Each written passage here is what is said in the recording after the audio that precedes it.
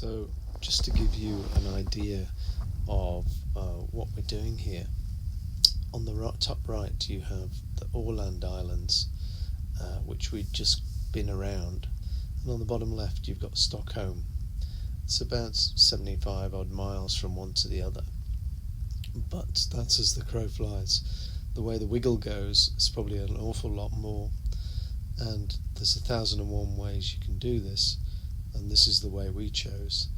You see at the moment, just in the middle of the screen, there's Vaxholm Castle, but we went past a great many wonderful things, and in the end we ended up at Navisham, which was a great place to explore Stockholm from. This is the anchorage of our Holmen, and we just had a beautiful, very enjoyable meal on the slight opposite side, well, not slight, but the opposite side of the island, at something called the Dance Barn, and this is what we came back to, this beautiful vista.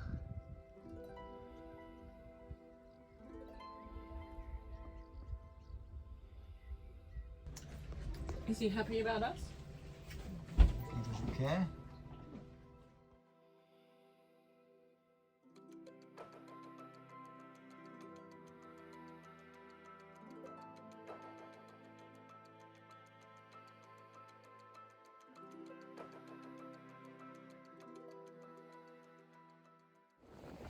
This is Vaxholm, and Vaxholm Castle. Yes, Stockholm.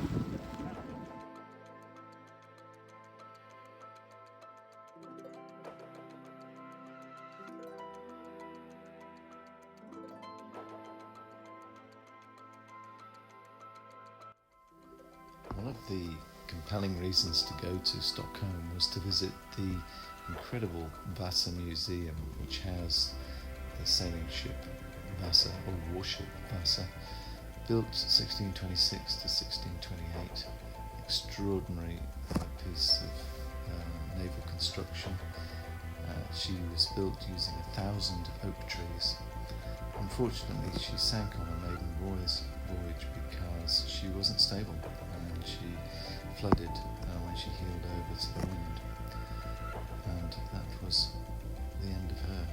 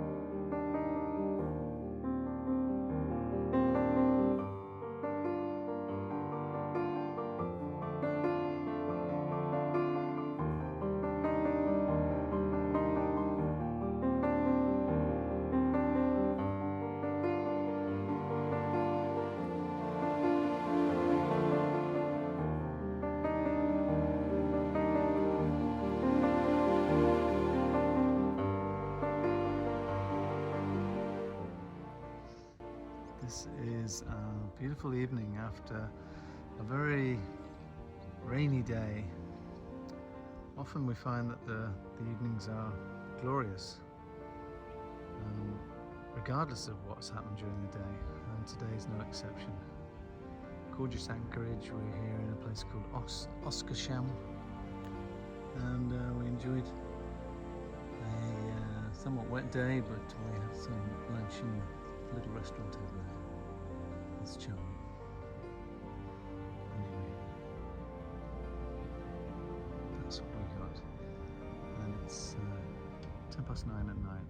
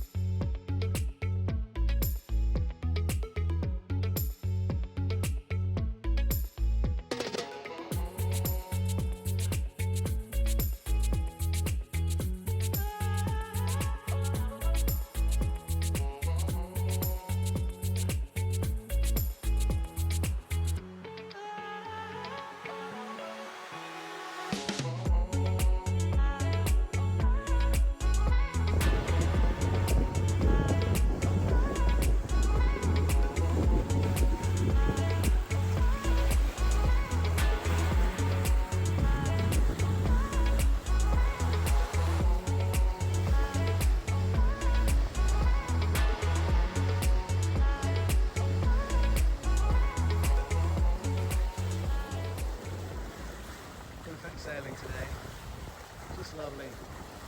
Sailing between 6 and 7 knots, very easy, got everything up, and just plowing through these beautiful rocks everywhere.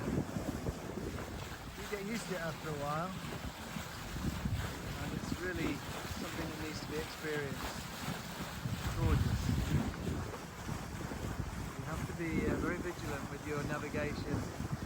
Know where all the marks are and find them on the chart, find them in reality, make sure you go the right side, and then there's all the other traffic as well at times like this. So yeah, a little bit of that as well, but that just makes for a bit more fun. Sailing into Stockholm now, the Saint-Tropez of the Stockholm archipelago. It's pretty cute. Very busy, a lot of ferries, motor boats, people sitting by. We still got everything up. And we're thinking, maybe we should be taking it down.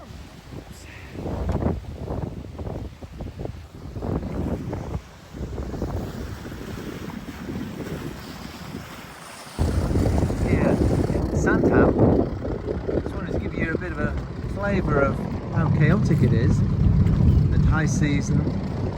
Stockholm, Sweden. It's known as the sort of Saint-Tropez of this area. I mean, it isn't really Saint-Tropez, to be honest, but it's probably as expensive.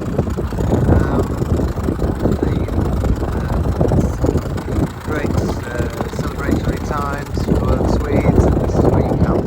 You've got the money and the means, and yeah, the inclination.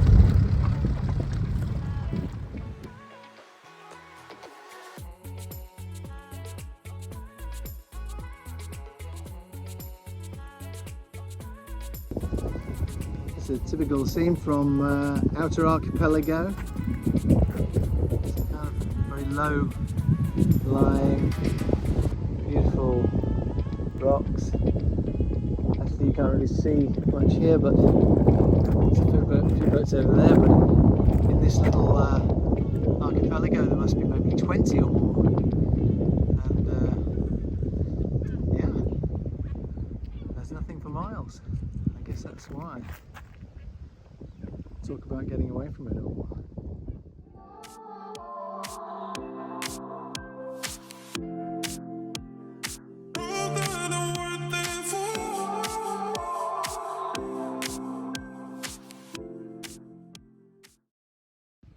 This is a typical island in the outer Skärgård, or however you say it, archipelago. Sort of wooded. There are some deer apparently, and some cattle. It's absolutely enchanting, really. See, we're not on the rocks like everybody else. We're anchored out. That's because we're British, and we don't know how to do that with any confidence.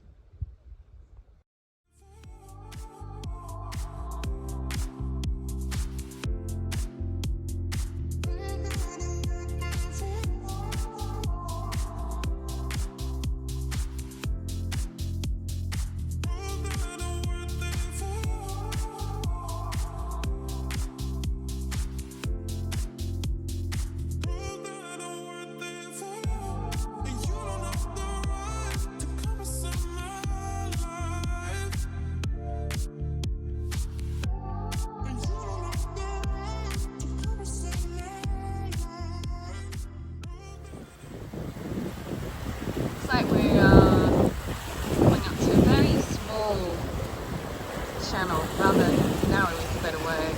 You can see the leading marks on the rocks over there. And if I go over here, you can see the coast just there. It's a lot of mountain river.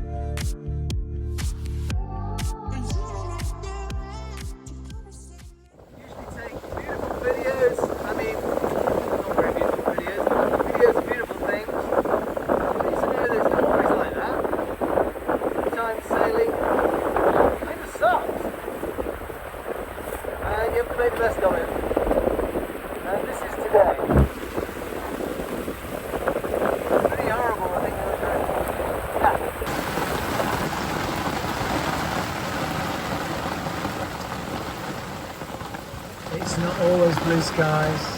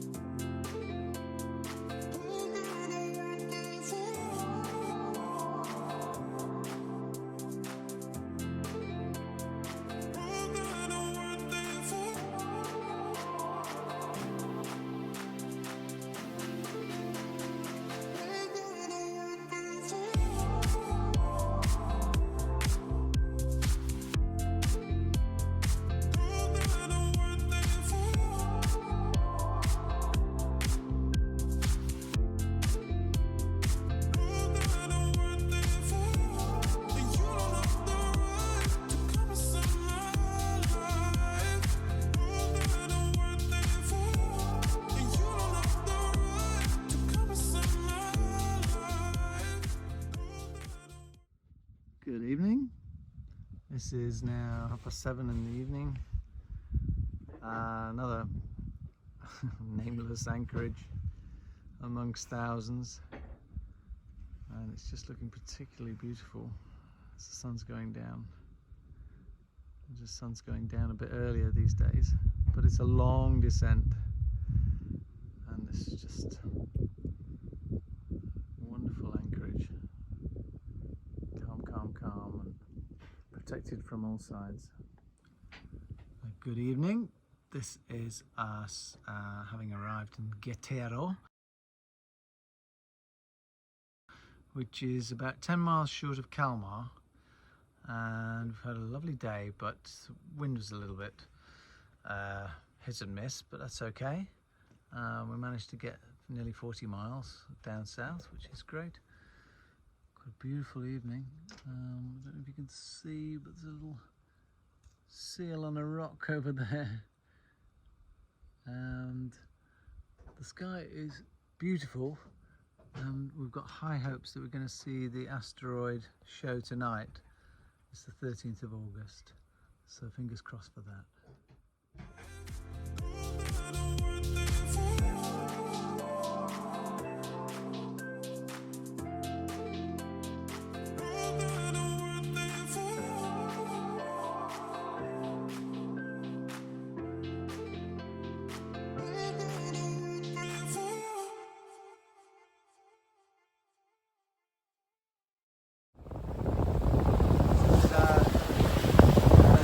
Touching down the coast, set off about 4 o'clock in the afternoon to come about 20 miles west. We're in the sort of Karlskrona archipelago. We didn't really like the last place we were at. It was a bit naval and sort of shipyardy, so we've just had a wonderful reaching sail down the coast.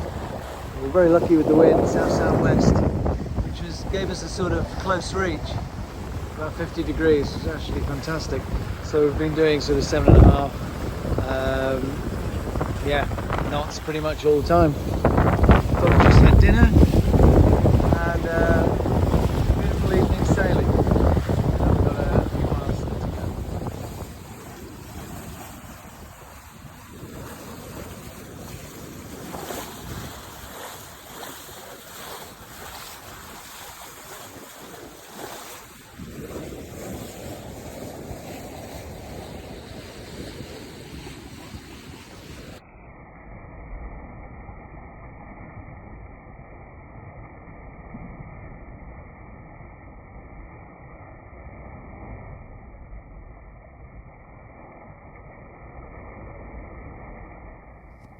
So we ended this day at an attractive island called, I think you pronounce it Charo, but it looks like Charo, where they were having a massive influx of young Swedes who were coming for a music and art weekend.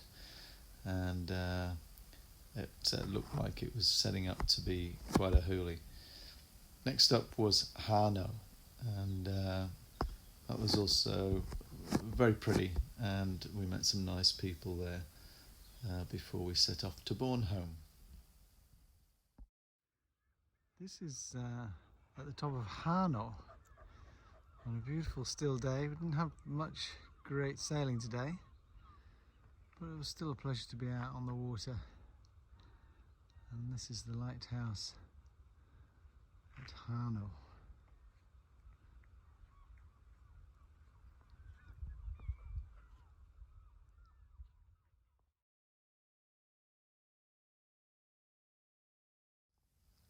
We left Hanö for Hasle on the west coast of Bornholm, and it was a pretty unpleasant trip. I've got no video from this, and of course this was when the autopilot decided that enough was enough, and the motor failed, and that was the end of the autopilot for the rest of the trip. We've since had it rebuilt, and it was in a bit of a state. Next up was after Hasle we went to Ystad, and then it was Malmö.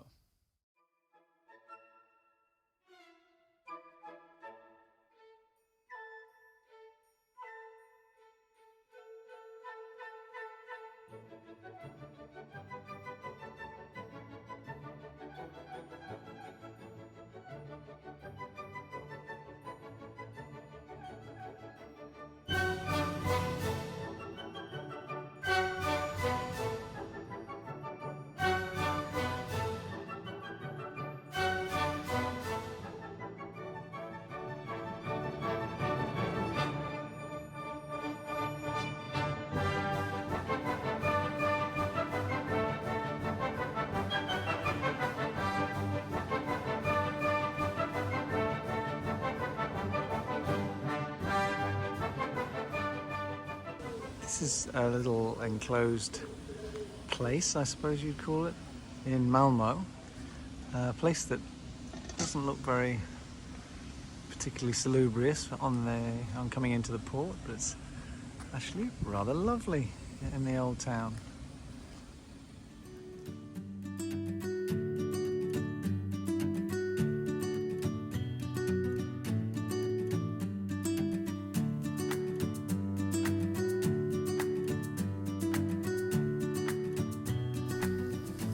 Next up was an unusual destination called Flakfort.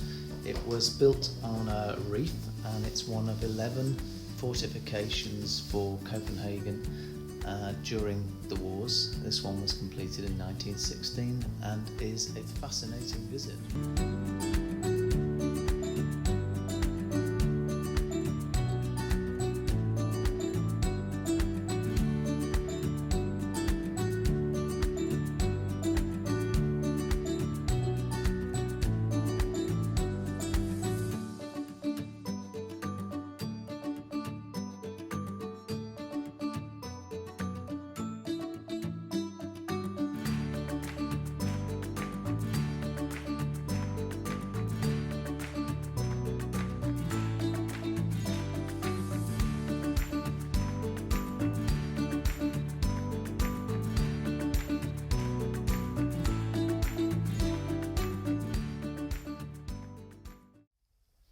So that was it. With a lump in our throat, we did the last 16 miles up to where she's wintered now in a shed at Humlebeek Badewerft, and we've left her with a friend of a friend who hopefully is going to look after her this winter. Next year we plan to go south from here around the bottom of Copenhagen through the Danish Isles west, up Jutland and across to Norway. Really excited about this one. And then do like a clockwise tour around back to Copenhagen area. But yeah, sorry about the number of beautifuls, but I guess it was. And yeah, thanks for watching and listening, and I hope you enjoyed it.